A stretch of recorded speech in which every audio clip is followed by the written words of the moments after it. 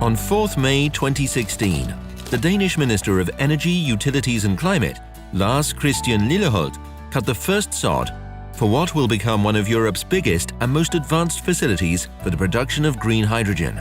The facility will be built in Hobro, in the northern part of Denmark.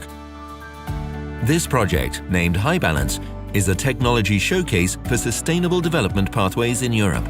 For this reason, it received both European support through the Fuel Cells and Hydrogen 2 joint undertaking and local support through the Danish Forskel program. This demonstration holds very promising perspectives to achieve EU environmental targets.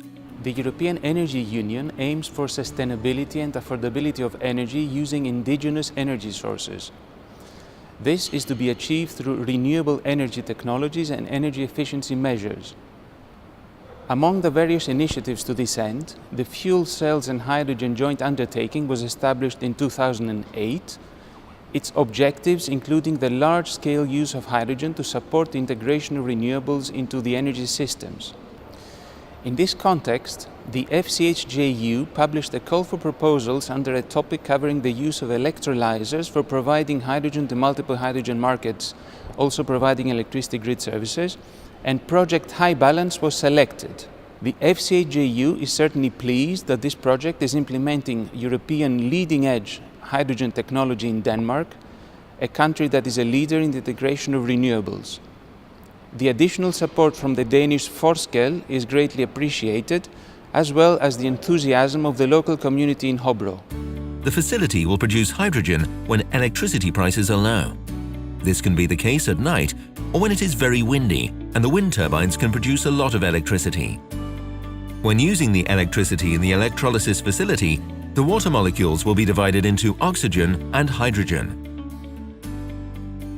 This hydrogen will be stored and can be used for energy transition in transportation and the industrial sector.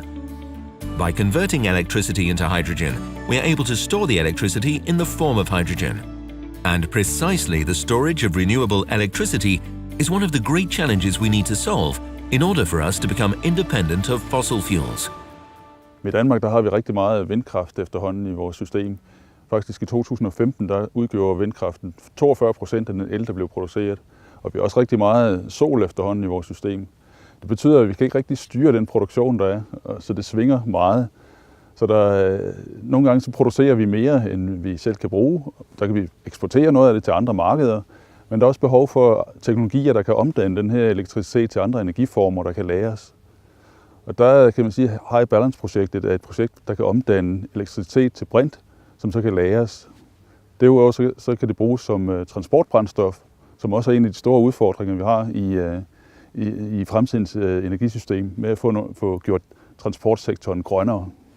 One of the factors which will determine if the production of green hydrogen can be a commercial success is the possibility of creating a market for it, especially in the clean transport sector.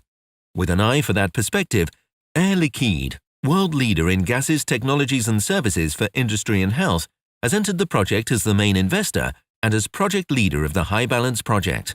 By investing in HyBalance, Air Liquide aims at demonstrating how hydrogen can be used as a means to store wind excess energy, which in turn shall be used to charge hydrogen cars. The project, a first of its kind, encompasses the whole value chain and features hydrogen as a true green energy carrier. Throughout the project, Air Liquide will investigate the conditions for which such a new concept can become efficient and sustainable. HyBalance will have the capacity to charge a fleet of more than 1,000 hydrogen cars and is designed for 15 years of operation. Air Liquide, through Copenhagen Hydrogen Network, CHN, is already operating 5 hydrogen stations in Denmark.